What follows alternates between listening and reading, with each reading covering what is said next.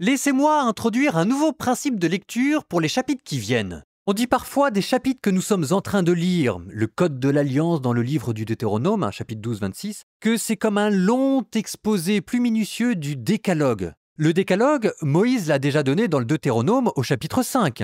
Ce qui est très chic, parce que vous aviez le principe et ensuite vous auriez l'exposition, et là en fait on ferait les 10 commandements les uns après les autres.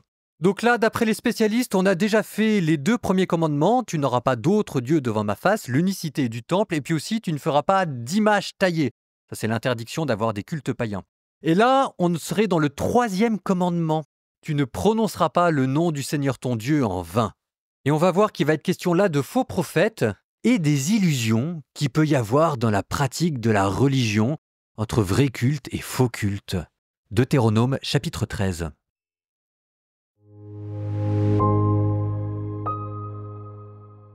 Tout ce que je vous commande, vous veillerez à le mettre en pratique.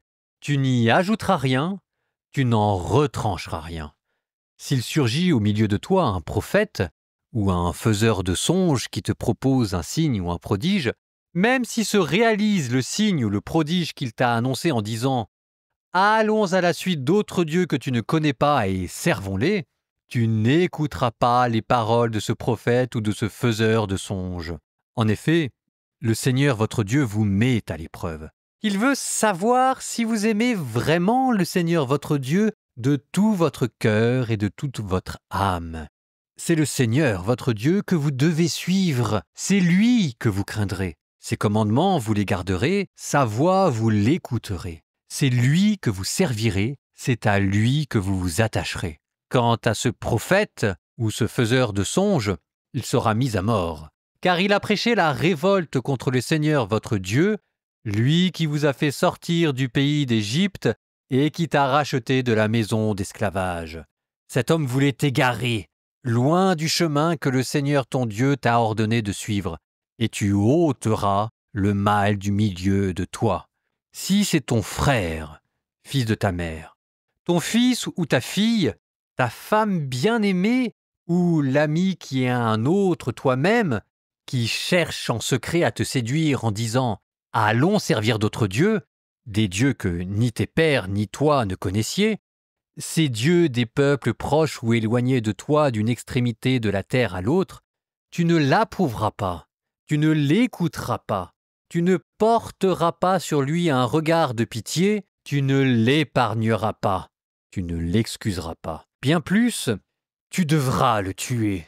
Tu seras le premier à lever la main contre lui pour le mettre à mort, et ensuite, le peuple tout entier l'achèvera de ses mains. Tu le lapideras jusqu'à ce que mort s'ensuive, parce qu'il a cherché à t'égarer loin du Seigneur ton Dieu, lui qui t'a fait sortir du pays d'Égypte de la maison d'esclavage.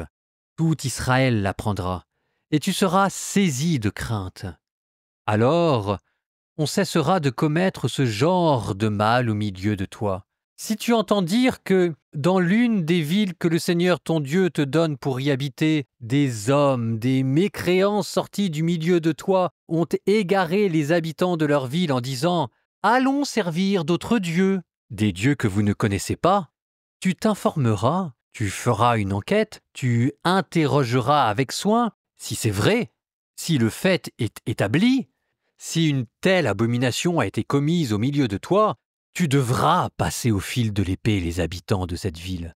Tu voueras celle-ci à l'anathème avec tout ce qu'elle contient, même son bétail tu le passeras au fil de l'épée. Tout le butin tu le rassembleras au milieu de la place et tu mettras le feu à la ville ainsi qu'à tout son butin en offrande totale au Seigneur ton Dieu.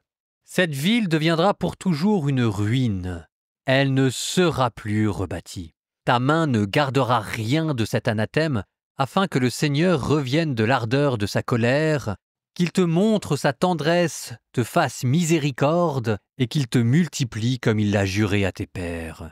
Il en sera ainsi, pourvu que tu écoutes la voix du Seigneur ton Dieu, gardant tous ces commandements que je te donne aujourd'hui, et faisant ce qui est droit aux yeux du Seigneur ton Dieu.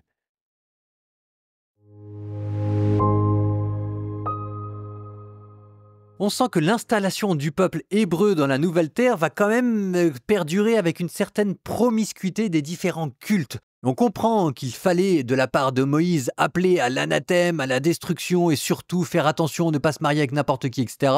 Parce que manifestement, quand on lit ce chapitre, c'est pas ce qui s'est passé. Si vous voulez, là, les frontières sont beaucoup plus poreuses. Elles sont beaucoup plus poreuses parce que la tentation peut venir de quelqu'un de très proche de vous, d'un de vos proches.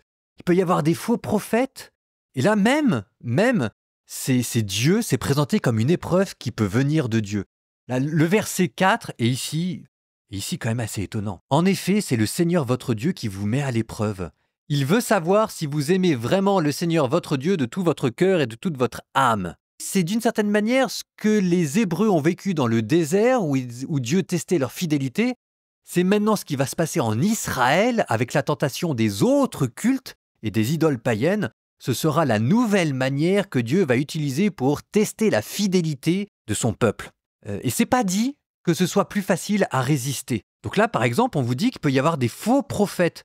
Et que ces faux prophètes, c'est pas si facile que ça de les reconnaître. Enfin, je veux dire, ils font des signes, ils font des prodiges, et même s'il se réalise le signe ou le prodige qu'il t'a annoncé en disant « Allons à la suite d'autres dieux que tu ne connais pas et servons-les », tu n'écouteras pas les paroles de ce prophète. Alors c'est compliqué parce que, évidemment, le faux prophète, il va pas venir en vous disant « Viens, on va servir un dieu étranger ». Il va se débrouiller pour vous présenter un culte qui ressemble au vrai culte, et en plus, il va faire des signes et des prodiges. C'est toute la question actuelle des nouvelles religiosités. Reiki, le yoga, le magnétiseur, les guérisons énergétiques. Parfois c'est compatible, parfois c'est pas compatible, il faut discerner, c'est pas si facile que ça, cette affaire. Bon, ça fera écho à ce que dira Paul plus tard. Si quelqu'un vient et qu'il fait des signes et des prodiges et qu'il vous propose un autre évangile que le mien, ne le suivez pas. Ultimement, la balle est dans votre camp et la question revient à « Qu'est-ce que vous avez choisi de croire ?» Bon, ce que nous avons choisi de croire dans l'Évangile, c'est la repentance, c'est le royaume de Dieu, c'est le don de sa vie, c'est la tendresse de Dieu manifestée à travers Jésus-Christ. C'est peut-être pas facile tous les jours, il y a un petit côté peut-être un peu moins clinquant que beaucoup d'autres cultes, mais c'est quand même ce que nous avons choisi de croire, donc ne nous faisons pas avoir. Vous noterez au passage qu'il peut y avoir 3 cas de figure. Il peut y avoir le faux prophète, il peut y avoir aussi le proche qui essaye de vous détourner subrepticement de Dieu. Il peut y avoir les villes entières. Le faux prophète, c'est entre guillemets le professionnel. Le proche, c'est le cas particulier. Et la ville, ça étend à la collectivité entière. Et ce que Dieu vous dit, c'est qu'il faut avoir la même intransigeance dans les relations individuelles et personnelles que quand vous considérez des structures ou des institutions ou des collectivités entières. Voilà, c'est toujours la phrase de Jésus, Celui qui ne me préfère pas à son père ou à sa mère ou à son frère ou à sa sœur n'est pas digne de moi. Et ça, pour beaucoup d'entre nous, c'est pas facile à entendre.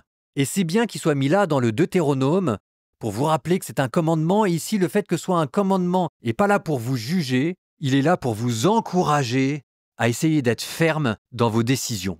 Et Dieu sait que c'est pas facile, parce que si jamais c'était facile, il n'en aurait pas fait un commandement. Courage à tous ceux pour qui c'est difficile, on est dans le même bateau, mais souvenez-vous que vous avez raison de croire en Jésus parce qu'il y a là une lumière et un amour qu'il n'y a nulle part ailleurs, donc vous avez raison de rester ferme dans la foi et de ne pas vous faire avoir. Nous terminons par une prière. Au nom du Père et du Fils et du Saint-Esprit, Amen. Seigneur, nous savons que ce monde est rempli de faux prophètes et de faux enseignements qui vont chercher à détourner nos âmes de ta vérité. Nous te demandons, Seigneur, dans ta miséricorde, de nous préserver, de préserver nos proches de toutes les tromperies. Garde le cœur de nos proches pur, qu'ils ne soient pas séduits par des promesses mensongères. Et si, Seigneur, ils sont d'une autre religion, donne-nous la sagesse, Seigneur, de les aimer d'un amour sincère, mais aussi de leur montrer, par notre exemple, notre fidélité et parfois notre fermeté, que tu es le seul Dieu et que tu es la source et l'unique source du véritable amour. Que notre vie reflète pour nos proches la beauté de ta charité et la vérité de ta parole. Seigneur, nous te prions pour eux. Et vous, que Dieu vous bénisse, le Père, le Fils et le Saint-Esprit.